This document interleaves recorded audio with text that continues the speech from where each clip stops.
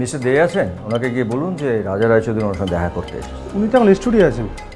উনি আমার জন্য অপেক্ষা করছেন, কি বলুন। আচ্ছা আচ্ছা, আসুন স্যার।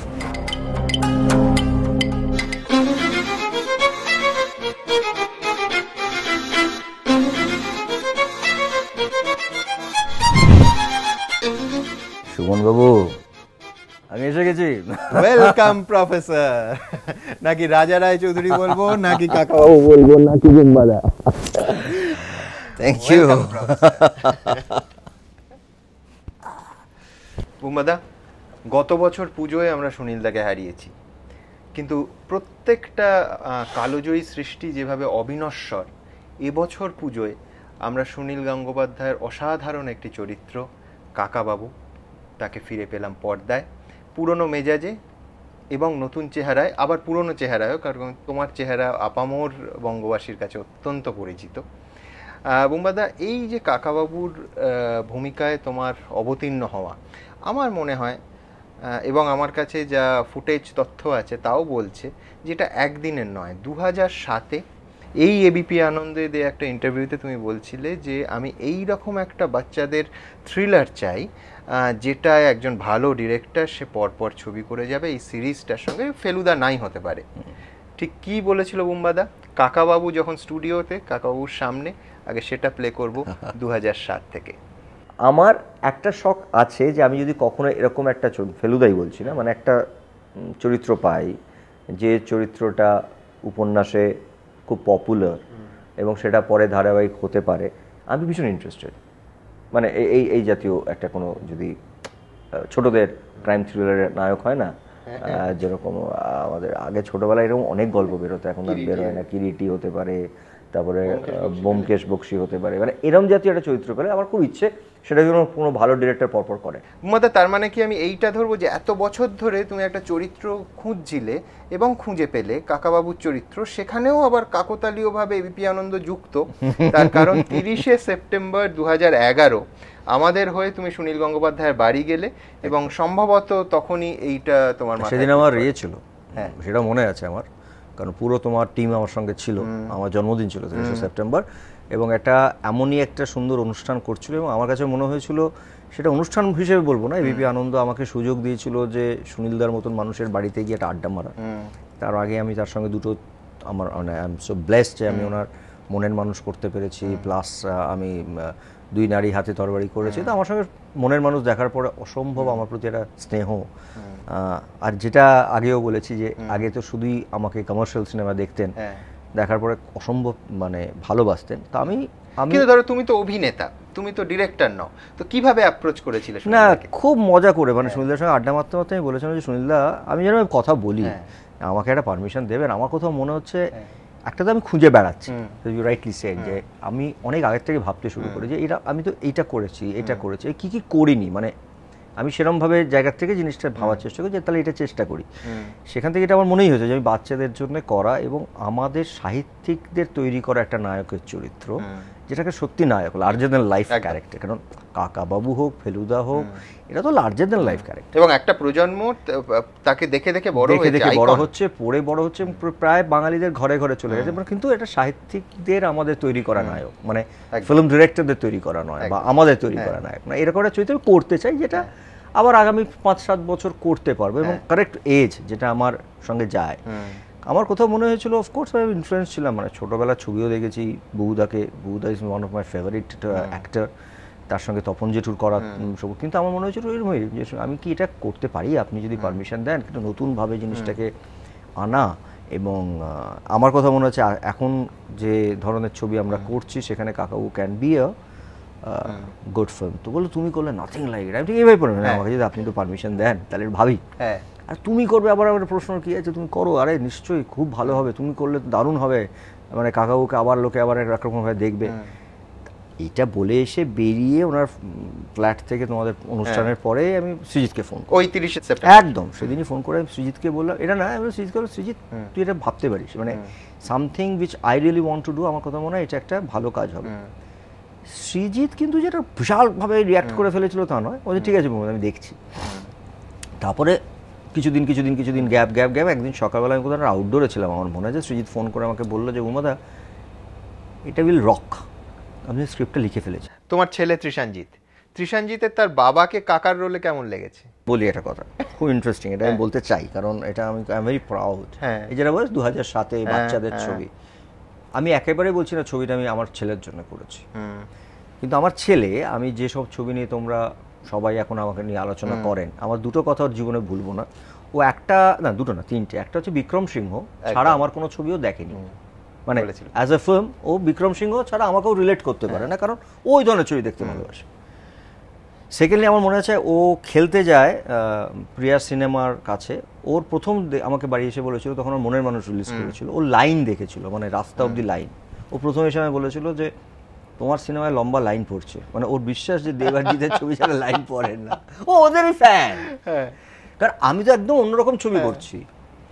এই প্রথম এটা বম্বেতে যেদিন আমি প্রিমিয়ার করলাম, ও সেদিন আমরা ওকে হোস্টেল থেকে এনেছিলাম, কারণ সেদিন ছিল ষষ্ঠী, তারপর ছুটি পড়বে 4 দিনের জন্য আমরা নিয়ে এসেছি। ও বম্বেতে অর্পিত ছিল। এই প্রথম কাকাবাবু, ও জানে বাবার এরা ছবি করেছে বাচ্চাদের জন্য, এরা জানে। ও কিন্তু একেবারে যে আমার বাবার ছবি বলে দেখছি তা না, ও just for sake of a film মার সাথে বসে ছবিটা দেখেছে। আচ্ছা, যেটা মজা হচ্ছে, শুধু সিনেমাটা দেখেছে, তারপরে লখনৌতে আমরা ছবিটার স্পেশাল স্ক্রিনিং করেছিলাম। সেকেন্ড টাইমে ও দেখছে, এবং এখন ওই আমাদের মিশর রহস্যর যে খেলাটা গেম, ওটাকে ও ডাউনলোড করেছে, এবং আমার ধারণা না, মানে পুরো গাড়িতে বসে বসে ব্যাকগ্রাউন্ড মিউজিকটা তো খুব ভালো হতো, মানে আমরা যেরকম ছোটবেলায় তোমার ডার্টি ডজন বা এসব মিউজিক গুলো করতাম, মানে ওর পুরো মিউজিকটা মুখস্থ। এখন আমি যেটা দেখতে, ওকে এইবার আমি ফিল করলাম, not as my son, I was very sure যে বাচ্চাদের ভালো লাগবে, মানে ও কিন্তু সেকেন্ড টাইম নালে দেখতো না। বয়স নিয়ে তোমার কোনো ইনসিকিউরিটি নেই? মানে ধরো তোমার নিন্দুক যারা, তারা বলবে অবশেষে বুম্বা বৃদ্ধ হইলেন, বাপের বয়সী না হোক, বাবার ছোট ভাই কাকা হয়েছে, সুতরাং এইবার মানে বুম্বা কাকু আর কি। আগে করে ফেলেছে না কাকা, মানে আই থিঙ্ক কাকা তো ইজ লাইক কাকা বাবু। যদি আমি ভাবি, মানে যে ছেলেটির কাকা আমি হয়েছি, সেই ছেলেটি তো আমার ছেলে করেছে কদিন আগে চলো পাল্টাইতে। সেকেন্ডলি আমি একটি সংলাপ বলেছিলাম ইয়েতে 22শে শ্রাবণে পরমকে, যে আমার ছেলে থাকলে কিন্তু তোমার মতন একটা পুলিশ অফিসার হতো। তো like he was A relationship was A more like a elder brother বলা যেতে পারে, বা বাবা। দেব যদি তোমায় বুম্বাদা না বলে বুম্বা কাকু বলে, কেমন লাগবে? না, যদি আমার চরিত্র ডিমান্ড করে, কেন খারাপ লাগবে? অসম্ভব ভালো লাগবে। কারণ কাকা বলুক, দাদা বলুক, বা বাবা ইনফ্যাক্ট বলুক, মানে যদি আমার সেরকম চরিত্র দেখি যেখানে যে চরিত্রটা ইজ লাইক রকিং, আমার নিজের কাছে এটা শিক্ষা যে একটা নায়ক মানে এরম নয় যে তার বয়সটা পার্টিকুলার হতে হবে। মানে বিদেশে হয় না নায়ক মানেই যে কোচি হবে তা নয়, নায়কটা মানে আজ কেন্দ্রীয় চরিত্র, অন্য অ্যাসপেক্টে দেখতে হবে। ডাস্টিন হফম্যান থেকে শুরু করে জর্জ ক্লুনি আর এক বয়। কিন্তু এবার উল্টোটা ধরো, যে তোমায় এই মুহূর্তে একটা রোল পেলে ভীষণ ভালো লাগলো, অনেক কিছু করার আছে, কিন্তু কলেজ ছাত্র করবে না, মানে যদি সত্যি করে একটা কলেজ ছাত্র হয়, মানে এরকম হতে পারে একটা লোক যদি আমার সেখানে ডিরেক্টর বলে যে হ্যাঁ প্রায় 8-10 বছর টেনিদা টাইপস ফেল করেছে, সেখানে তারপরে এখনো ব্রজবলির মতন কলেজে গিয়ে গুল মারে, তাহলে করব। আচ্ছা, ব্যবসায়ী প্রসেনজিৎ এখন ব্যাকফুটে, তোমার প্রোডাকশন হাউস তো কাজ করছে না, টেলিভিশনে করছি না, বন্ধ। আমার কাছে প্রায়োরিটি হচ্ছে আমার অ্যাক্টিং। আমার মনে হয় আমার ফ্যামিলির লোকরা এখন যেটা বলে, মানে আমার স্ত্রী অবভিয়াসলি, মানে তুমি যত ভালো ছবি করে যাবে, যেটাই পারো, বছর 3টে ছবি করছো, তোমার এইটা ব্র্যান্ডটাকে দেখাটা তোমার দায়িত্ব। মানে এখন তো আমি অভিনেতা প্রসেনজিৎ নই, এখন আমাকে যেটা বেশি দেখতে হয় সেটা হচ্ছে প্রসেনজিৎ যে ব্র্যান্ডটা তৈরি হয়েছে তাকে নজর রাখার দায়িত্বটা এখন আমার, মানে তাকে সামলানোর দায়িত্বটা আমার। ঋতুদার কথা হলো, কতটা হতাশ হয়েছিল যখন ব্যোমকেশ হলো না? আমি যতদূর জানি আমি না করেছিলাম, জানো তো। আচ্ছা, মানে না, কিন্তু তুমি বোধহয় ওই লুক চেঞ্জ করে ব্যোমকেশের লুকে শরদিন্দু বাবুর বাড়ির লোককেও দেখিয়েছিলে, এবং তাদের চমৎকার লেগেছিল, এবং সবাই জেনে গেছিল। না, ব্যোমকেশের গল্পটা বলি যে ঋতু যখন বললো যে আমি ব্যোমকেশ করতে চাই তোকে নিয়ে, ইনফ্যাক্ট আমি আর ঋতু গিয়ে কথা বলি, এবং শুধু তা নয়, আজও আমার কাছে আছে, মানে আমার কোম্পানিতে রাইটসগুলো কেনা, ঠিক আছে, সেটা ইজ নট অ্যান ইস্যু। আমি যখন আমরা ব্যোমকেশ নিয়ে লেখালেখি, অবভিয়াসলি ঋতু করছে আমায় নিয়ে, ব্যোমকেশ কাগজে লেখালেখি সবই হয়েছে। তারপরে আমি দেখলাম যে দুটো ব্যোমকেশ আরো শুরু হচ্ছে, মানে ঋতুর সঙ্গে আমার নানা রকম অভিমানের কারণগুলোর মধ্যে এটা একটা। মানে আমি কি ঋতুকে বললাম যে ঋতু, এক তো অঞ্জনদা আমাদেরই একজন, আর একজনরা কে করছেন আবির, আমার থেকে অনেক ছোট, মানে I can't be a competitor of Abir doing a Byomkesh and Abir, এইটা না আমি করছি না, আমার কেন একটা প্রতিযোগিতা হতো না, I never looked at it, মানে আমি এই ধরনের প্রতিযোগিতাকে একটু আর বিশ্বাস করি না, মানে আমি নোয়িংলি যে একটা লোক আমরা ধরো আর কোনো ডিরেক্টর কাকাবাবুর আর কোনো গল্পে আরেকজন কাকা ছেড়ে দেবে, করতেই পারে না, আমি তো তখন ছাড়বো না, কারণ আমি তো কাকাবাবুটাকে এই প্রজন্মে আমি এখন নিয়ে এসেছি, আই বিল্ড ইট। এখন তো কিন্তু তখন অলরেডি অঞ্জনদা শুরু করছেন তাড়াহুড়ো করে, মানে অল দোজ আমাদের, আমার কথা হচ্ছে ইন্ডাস্ট্রিটা এতটা আমার, আই লুক অ্যাজ এ তিনটে নাম এবং প্রোডাক্ট তো আলটিমেটলি আমরা যে সিনেমাটাই বানাইয়া যাই, মানে ইট ইজ এ প্রোডাক্ট, তো আমাকে বিক্রি করতে হবে, তো আমি কেন জেনে শুনে একটা দর্শককে তিনটে জায়গায় ভাগ করব? আমি যে দর্শকটাকে আমি পেতাম আমি একা, আমি জাস্ট বিকজ অফ যে আমি তোমার থেকে বেটার, আমি দরকার নেই তো, যারা যেটা করছেন বরং তাদেরকে আমরা সাপোর্ট করি, চলো। আলটিমেটলি তুমি ব্যোমকেশ দেখলে, সুজয়কে কেমন লাগলো? আমি তো আবিরেরটাও দেখেছি, I always felt Abir is better. Sujoy of course is good, but আমার কথা মনে হচ্ছে যতটুকু মানে ঋতু নিশ্চয়ই ওকে দিয়ে অনেকটা ভালো করে কাজ করেছে, কিন্তু সুজয় তো director, he is not an actor. আর কি হয় আমার কথা, আবির অভিনয়ের জায়গা থেকে না, আমার মনে হয় ওর চেহারা ওকে যেভাবে লেগেছে ভালো, একটা বাঙালিয়ানা সব মিলিয়ে আবির বয়স সব মিলিয়ে আবিরকে আমার কোথাও বেটার লেগেছে সুজয়ের থেকে। অফকোর্স ও ঋতু পুরো জিনিসটা একটু অন্যরকমভাবে হ্যান্ডেল করে। আমার সত্যি কথা বলতে গিয়ে আমার ছবিটা সব থেকে ভালো লেগেছিল আমার বউকে, মানে সত্যনিষ্ঠ সত্যি করে অর্পিতাকে আমার সব থেকে বেটার লেগেছে অ্যাজ অ্যান অ্যাক্ট্রেস। এবং আমি দেখে বললাম যে ঋতুদা সবসময় তোমাকে বলতো যে ও ঋতু নর্মাল একটা কথা ছিল যে তোকে নিয়ে যাইস তো আমি সাহেব বিবি গোলামের বৌঠানটা করাতে চাই, মানে তোর থেকে ভালো কেউ হতে পারে না, মানে এটা ঋতুর একটা নর্মাল অর্পিতাকে বলা ছিল। যখন ও অ্যাক্টিং ছেড়েও দিয়েছে তখনও বলতে, শোন আমি যদি কোনোদিন সাহেব বিবি গোলাম করি তুই কিন্তু করবি। আমি দেখলাম দেখো ঋতুদার ওই যে মাথায় ছিল তোমাকে দিয়ে যে পার্টটা করাচ্ছে জাস্ট ক্লোজ টু দ্যাট। অর্পিতার একের পর এক কাজ, একদিকে মঞ্চে একদিকে ফিল্মে, তোমাদের অভিমানের কথা হলো, অভিমান সিনড্রোম কখনো হয় না? কোথাও কি প্রসেনজিৎ চট্টোপাধ্যায় অভিনেতা হিসেবে এমন একটা জায়গায় পৌঁছচ্ছে যে যার উল্টো দিকে নায়িকা কাস্ট করা যায় না?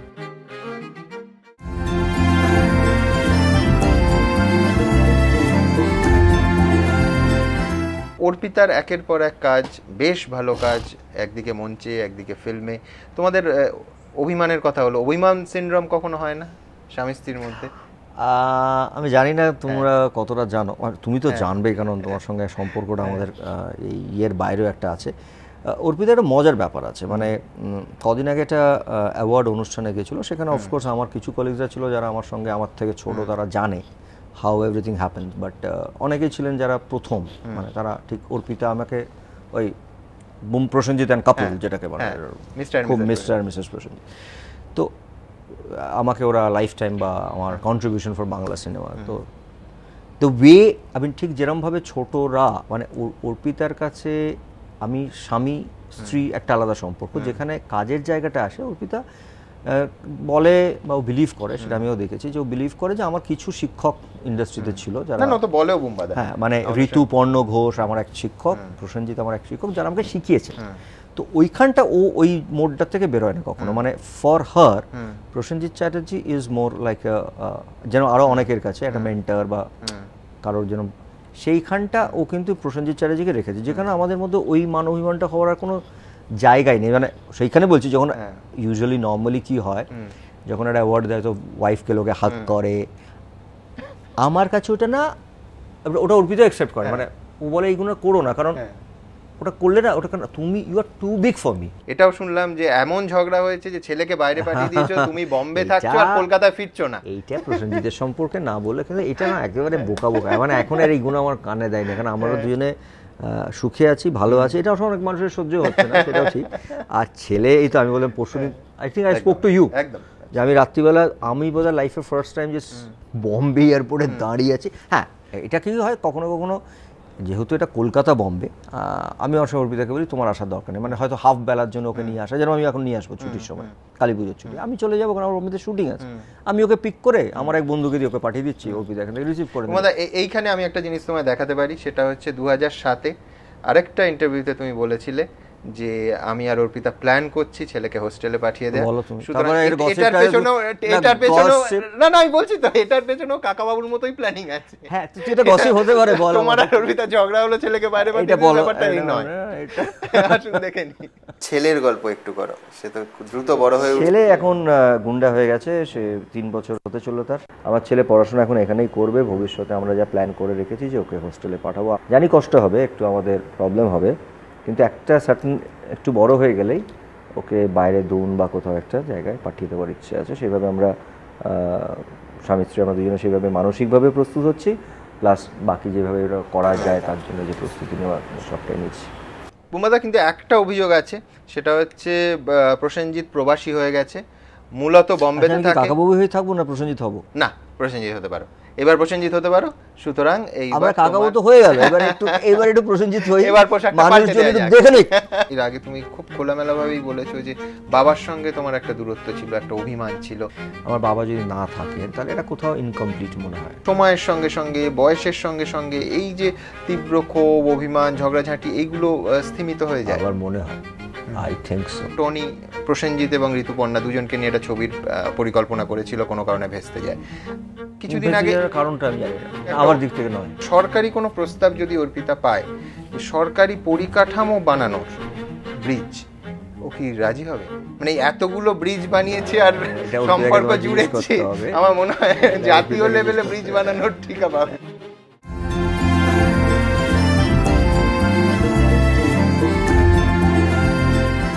প্রতিবার তুমি স্টুডিওতে আসো, 5 বছর করে বয়স কমিয়ে। আমাদের ছোটবেলায় ওই মৃত সঞ্জীবনী এইসব টনিক বিক্রি হতো, তুমি একটা কিছু টনিকের বিজ্ঞাপন করতে। তুই আমাকে বললি যে কাকাবাবু, তারপরে দেবের বাবা, দেবের কাকা, আমারও বাঁচি টাইজে চলতে পারে, ছেলেপুলেরা হবে এসে গেছে এখন। আমি আমার চরিত্রের মতন হয়ে উঠি। আমি ওই ডিসিপ্লিন, আমার নিজেকে ঠিক রাখা, ছেলেটা বড্ড ছোট তার জন্য ঠিক রাখা, আমার স্ত্রীর জন্য ঠিক রাখা, এবং আমার দর্শকদের জন্য ঠিক রাখা। কিন্তু এটা শুধুমাত্র ঠিক রাখার জন্য এতটা তফাৎ মনে হয় না। ওই যে জাতিস্বর, আবার সৃজিত মুখার্জি, জাতিস্বরে আমার দুটো চরিত্র, একটা অ্যান্টনি ফিরিঙ্গি আর একটি চরিত্র, যে চরিত্রটা সম্পর্কে এখনো মানুষজন আমার সেই চরিত্রটা দেখেননি, জানেন না, এটা খুব লুকিয়ে লুকিয়ে করা হয়েছে। সেই চরিত্রটা করার সময় আমি ঠিক করেছিলাম যে দুটো চরিত্র তো মানুষজন গেট আপ চেঞ্জ করে, সেটা তো আমরা সবাই করি, আমি শারীরিকভাবে কতটা ডিফারেন্স আনতে পারি অন স্ক্রিন। তো অ্যান্টনি যখন করেছিলাম তখন সাধারণত আমাদের যেরকম চেহারা হয় সেরকম ভাবেই রাখার চেষ্টা করেছিলাম, নায়কচিত্ত। এবং আরেকটা যে চরিত্র করেছি যেটা একটা ছোট শহরের বা ছোট শহরতলির একটি লাইব্রেরিয়ান, সেই চরিত্রটা যে মানুষটি প্রায় রোজই মৃত্যুর সাথে লড়াই করে, তার জন্য আমি চেয়েছিলাম যে ফিজিক্যালি ভীষণ লিন হতে। আমি মাত্র আমাকে 3 সপ্তাহ টাইম দেওয়া হয়েছিল, 3 সপ্তাহে আমি 6 কিলো কমেছি। 3 সপ্তাহে 6 কিলো? বম্বেতে ছিলাম 3 সপ্তাহের জন্য, বম্বেতে থেকে হ্যাঁ অফকোর্স তার মধ্যে ডাক্তার ছিলেন, আমার ট্রেনার ছিল, এবং বেশ অর্থ ব্যয় হয়েছে তার জন্য। সময় আমি around 4.5 hours আমি ওয়ার্কআউট করতাম সকালে। মানে বম্বের যে ধরনের মডেল থাকে, একদিকে ওয়ার্কআউট, অন্যদিকে ডায়েট, এইটা, এবং এটা প্রফেশনালি করা, যাতে আমি একদম দুর্বল হয়ে না পড়ি। অনেকে আমাকে যখন আমি সেটে ঢুকেছিলাম ভেবেছিলাম কোথায় আমি অসুস্থ, কিন্তু আমি সেটাই চেয়েছিলাম। তুমি পুরোটা বলছো না, তার কারণ এর মধ্যে আমি একটা ফুটেজ দেখলাম রাষ্ট্রপতির সঙ্গে, একাধিক অনুষ্ঠানে তোমায় দেখেছি। এক তো তোমায় ভীষণ সিকলি লাগছিল, 2 হচ্ছে মাথায় একটা স্কার্ফ বেঁধে, এটা তো তার সঙ্গে তো ডায়েট করার বা জিমিং এর কোনো সম্পর্ক না। মানে আমি লুকটা পুরো পাল্টে ফেলেছি। মাথায় আমাকে অনেকেই প্রশ্ন করেছেন, মানে খুব স্বাভাবিকভাবে আমি যখন আমাদের প্রেসিডেন্ট, মানে আফটার অল তিনি তার সামনে, এবং তিনি আমাকে চেনেন ব্যক্তিগত মানুষ হিসেবে জানেন, খুব খারাপ লাগছিল মাথায় একটা এরকম ফট্টি বেঁধে আমি যাব বা টুপি পরে যাব, কারণ টুপিটা তো পারলামই না। কিন্তু এবং আমাকে বেশ কিছু জায়গায় ধুতি পাঞ্জাবি পরে ওটা দেখা গেছে মাথায় ফট্টি, কিন্তু ওটা আমি এমন কিছু ঘটনা চুলের করেছিলাম ওই আমার জাতিস্বরে। ন্যাড়া হয়েছিল? ন্যাড়াটা is not the right word, মানে আমি এখন যে জায়গাতে থাকি না, যদি ন্যাড়া হয়ে যায় আমি তোর প্রোগ্রামে চলে আসবো ন্যাড়া অবস্থায়। ওটা ন্যাড়া না, ইট ওয়াজ লাইক, আমি কি বলবো, একটা লোক, আমি বলতে পারবো না এখন, কিন্তু আমি অনেক অন্য, মানে শুধু শারীরিক জায়গার থেকে নয়, শরীর, গেটআপ এবং চুলটা আমার ওটার কোনো না, মানে কোনো উইগ বা ইয়ে করে হতো না। আমার চুল ছোট নয়, ওটা সামথিং ইট ওয়াজ লাইক। আমি ইন্টারেস্টেড তার কারণে 2007-এ তোমায় আমি জিজ্ঞেস করেছিলাম তুমি ন্যাড়া হবে চরিত্রের প্রয়োজনে, তুমি নিজেকে নিয়ে এই ধরনের ভাঙা গড়ার খেলা কখনো খেলবে? চরিত্র যদি সেরকম ডিমান্ড করে করব, নিশ্চয়ই করব। চরিত্রের প্রয়োজনে তোমায় ন্যাড়া হতে বললেন কোনো পরিচালক? যদি সেটা সেই মাপের ছবি হয় করব, মানে ন্যাড়া হওয়াটাতে আমার কোনো আপত্তি নেই, কিন্তু সেই ছবিটার মানটা এবং সেই ছবির ভিউয়ার্সটা যদি আমি বুঝি যে সেরকম জায়গায় যাবে ছবিটা, তাহলে আমি করবো। আমার যদি যখন বলা হয় যে যেরকম ছবিতে আমি কাজ করি রেগুলার, তার জন্য ন্যাড়া হতে হয়তো আমি আপত্তি করবো। এটা ন্যাড়ার চেয়েও খারাপ, মানে ন্যাড়া হলে আমি চলে আসতে পারতাম, এটা ন্যাড়ার চেয়েও খারাপ। এটা যখন আবার জাতিস্বর রিলিজ করবে তখন এসে বলবো কেন এটা করেছিলাম। প্রসেনজিৎ এখন প্রবাসী, কারণ না না না তার কারণ তোমার এখানে কলকাতায় কম পাওয়া যায়, তোমার এখন টালিগঞ্জের থেকে মেরিন ড্রাইভ ভালো লাগছে, ওখানেই মূলত থাকছো। শুধু তাই নয়, তার রিফ্লেকশন নাকি মিশর রহস্যেও পড়েছে অসাধারণ হিন্দি উচ্চারণ, অবাঙালি সুলভ। বাঙালিদের যে চেনা হিন্দি সেখান থেকে অনেকটা আলাদা। না, ব্যাপারটা হচ্ছে তা নয়, ব্যাপারটা হচ্ছে যে ইয়েস, আমার একটা সেট আপ আস্তে আস্তে নিশ্চয়ই, আস্তে আস্তে না, হ্যাঁ মানে আমার সবটাই প্ল্যান থাকে, সবাই মিলে আমরা প্ল্যান করেছি বাড়ির সবাই।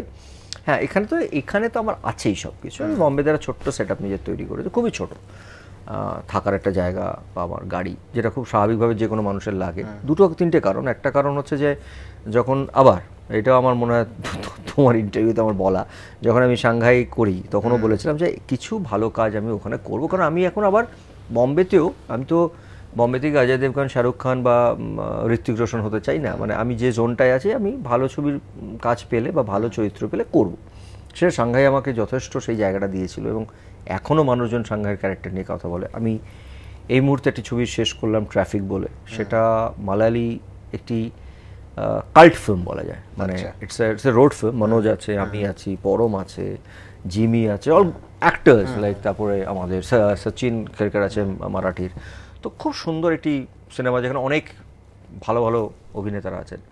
আরও দু একটা ছবির কথা চলছে।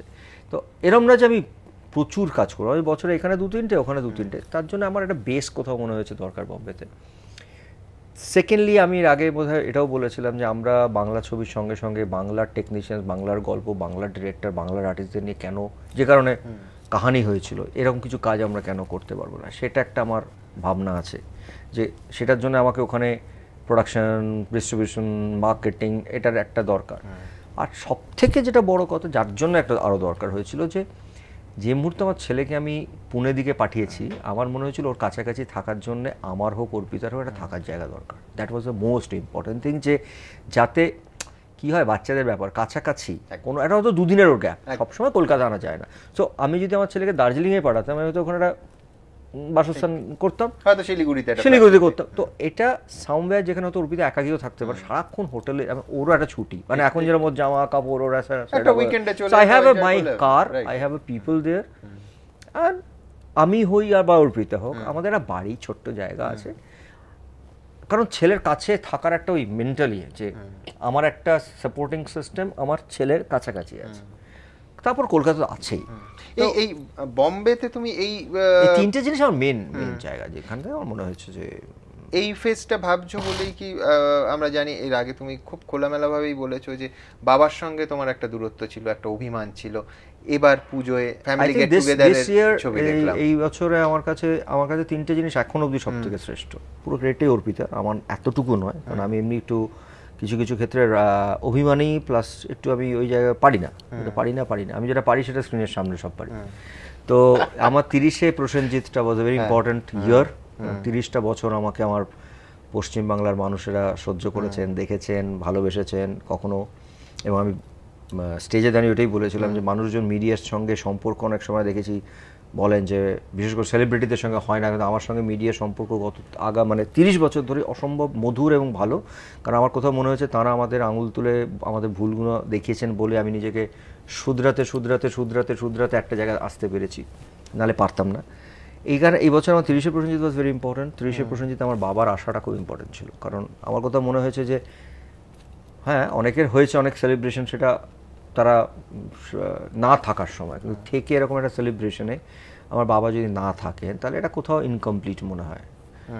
তো ওইটাও কমপ্লিট হয়েছিল because of Arpita. She initiated and they all were there, মানে উনি এবং ওনার ফ্যামিলি, আমার বোন, আমার আরেক বোন, মানে সো এটা একটা খুব মধুর জায়গা। এখন সেখান থেকে পুজোটায় I think this is the first time একটা ফ্রেমে বিশ্বজিৎ, প্রসেনজিৎ, তৃষানজিৎ একসঙ্গে ঢাক বাজাচ্ছে, তো তোমাদের কাছে এটা আছে ইনফ্যাক্ট। এইটা একটা আমার কাছে মনে হয়েছে, কারণ তৃষানজিৎ আমরা আজকে যে জায়গাটা বিলং করছি, তোমাকে বলছি, মানে আমরা অনেক ম্যাচিওর, আমরা লাইফটা দেখে নিয়েছি, বাট ছেলে বাবা যাই হোক, দাদু, ঠাকুরদা, নাতি, এই সম্পর্কগুলো, এই ভ্যালুসগুলো যদি আমার তাহলে আমি কোথাও একটা ওর প্রতি ওকে পেতে দিই। তাহলে এই কাছাকাছি আসাটা কি ছেলেকে মানে গ্র্যান্ড আমার জায়গা থেকে ওটা পুরোটা অর্পিতার, আমার এখানে কোনো ক্রেডিট নেই এক্সেপ্ট আরে I am not indecent person. উনি যখন এসছেন তার পুরো সম্মানটুকু রাখার দায়িত্বটা আমার। After all he is my father and উনি আমার বাবা। কিন্তু এই তারপরে জিনিসগুলো অটোমেটিক হয়। এই সংগ্রামের দিনগুলো নিয়ে বাবার ওপর তোমার কোনো ক্ষোভ, দুঃখ, অভিমান নেই?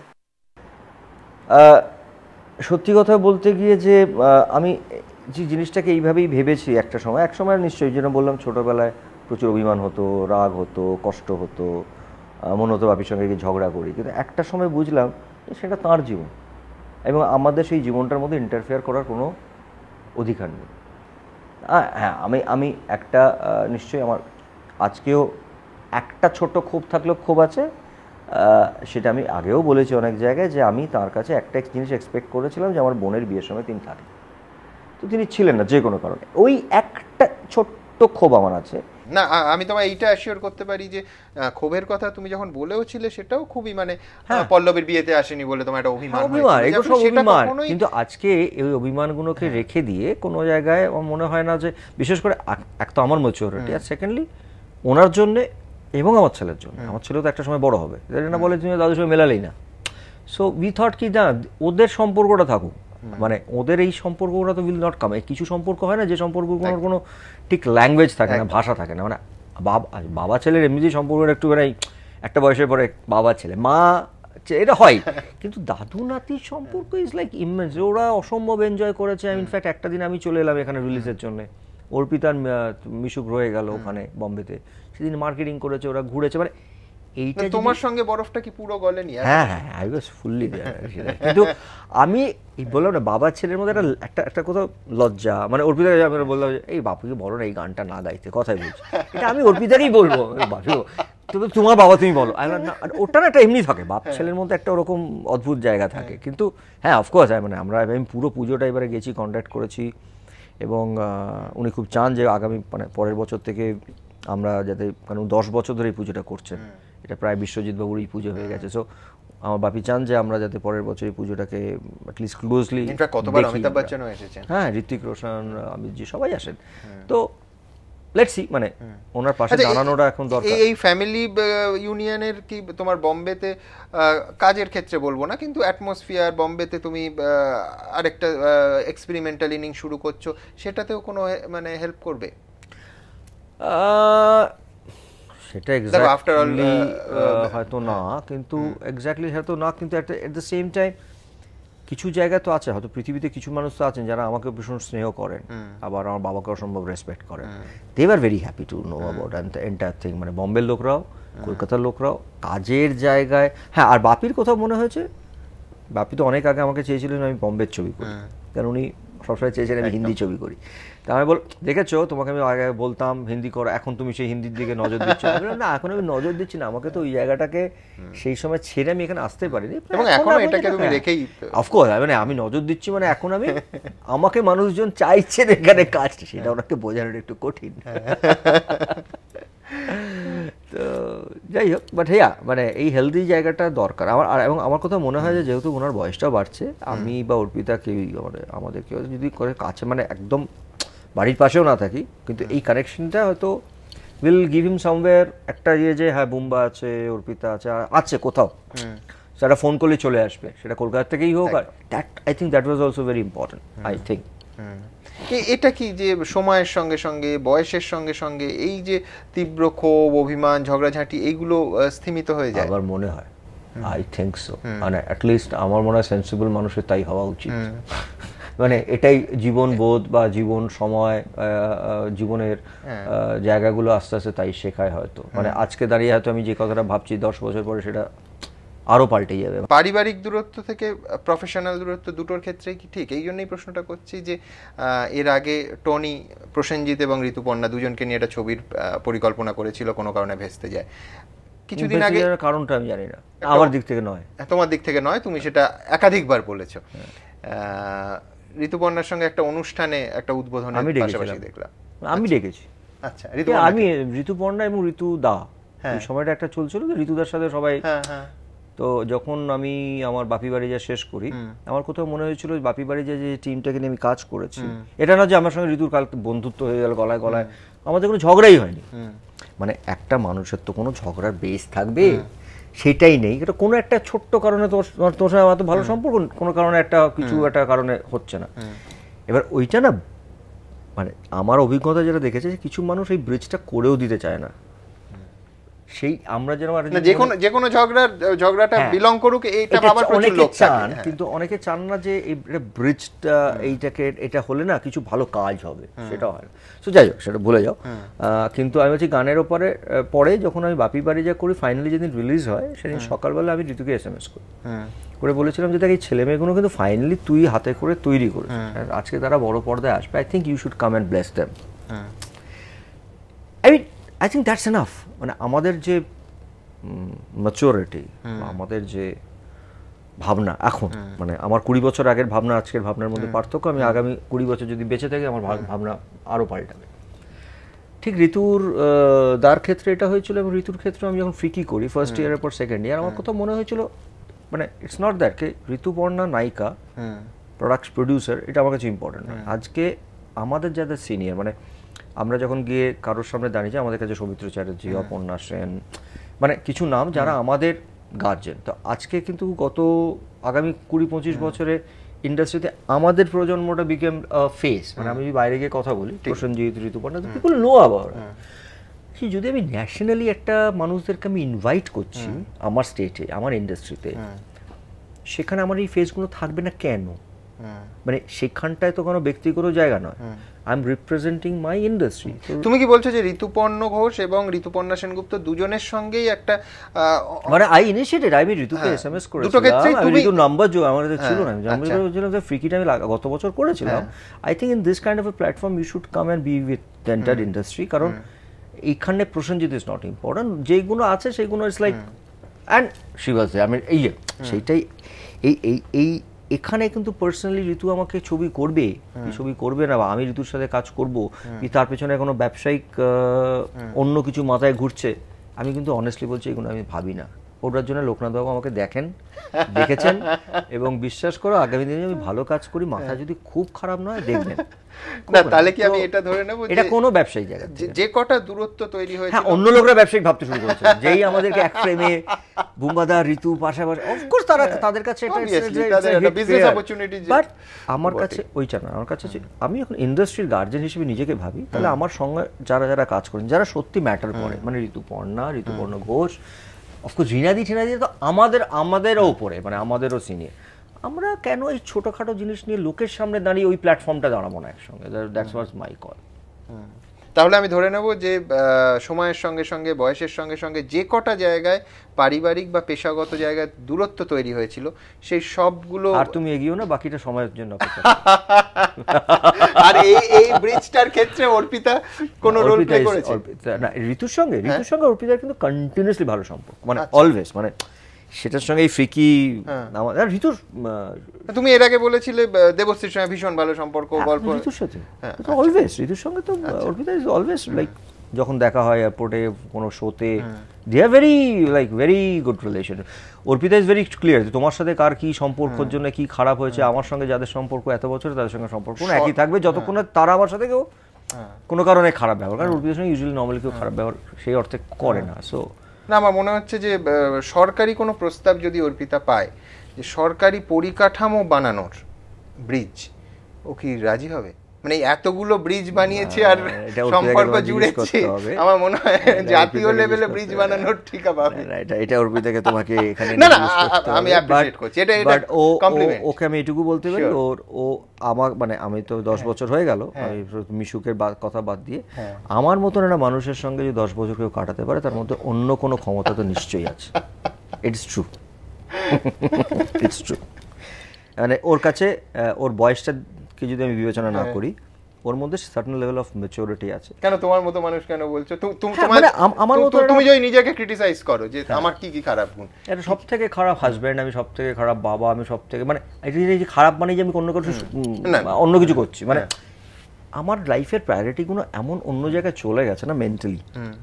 খারাপ কেন বলছো? এটা ক্রিয়েটিভ লোকের সবসময় রেসপন্সিবিলিটি। সেটাকে তো খুব মানে সেটাকে খুব ভদ্রভাবে হ্যান্ডেল করাটা ডিফিকাল্ট বাবু, মানে it's difficult, it's been proved all over the world, মানে এটা ডিকেড ধরে প্রুভ হয়েছে। মানে এটা ভালোবাসা কমে গেছে, কারোর সঙ্গে কারো সম্পর্ক খারাপ, ইট ইজ ডিফিকাল্ট। মানে আমার ছেলে একটা সময় হতো বাড়িতে তাড়াতাড়ি ঢুকলে, কি হয়েছে বাবা তোমার?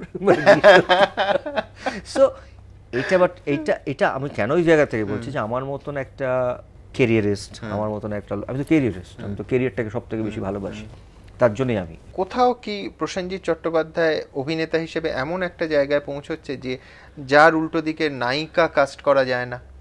সেটা তুমি 22 শ্রাবণ বলো, মিশর রহস্য তো ঠিক আছে কাকাবাবু, জাতিস্বর বলো, মানে এক্স্যাক্টলি এখন নায়িকারা ঠিক ম্যাচ করছে না, তোমার মনে হচ্ছে?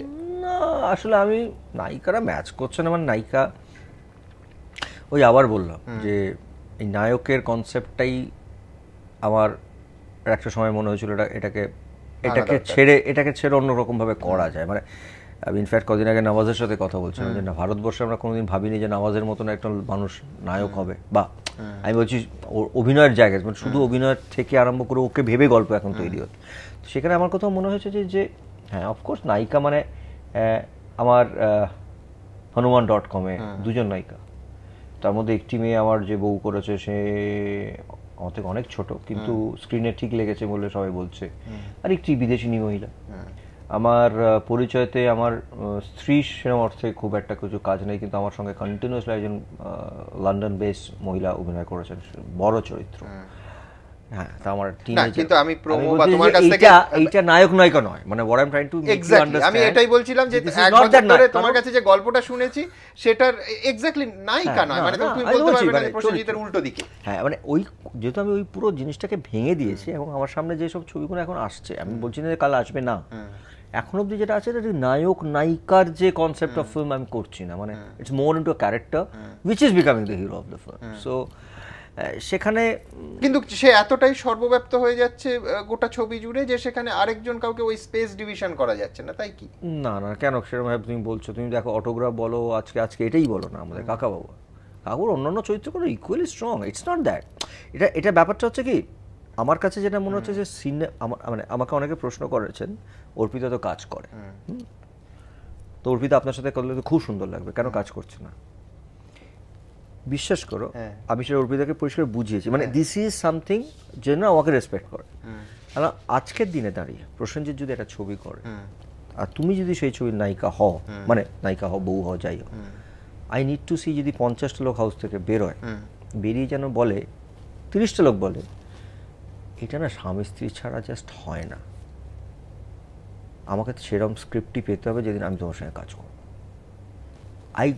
আমার কাছে সিনেমাটা এখন এরম লেভেলে গেছে, সেখানে নায়িকা আমার সঙ্গে আছে কি নেই সেটা তো পরের কথা, if I have to justify me and my film, তো সেখানে দাঁড়িয়ে আমি কোনোদিন কোনো ডিরেক্টরকে বলতে পারি আমাকে অর্পিতা এটাকে ভাবতো, সেটা উইল নট ওয়ার্ক। একটা সিনেমা আমার কাছে এমন আসতে হবে বা সাবজেক্ট বা স্ক্রিপ্ট যেটা আমার মনে হবে যেটা না বউ স্বামী স্ত্রী ছাড়া এটা করা খুব মুশকিল, এই কোয়েশনটা লোকে বিশ্বাসই করবে না।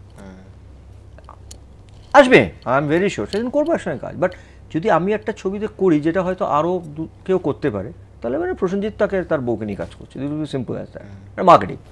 আমি এখন সেটা করতে চাই, I don't want to do that.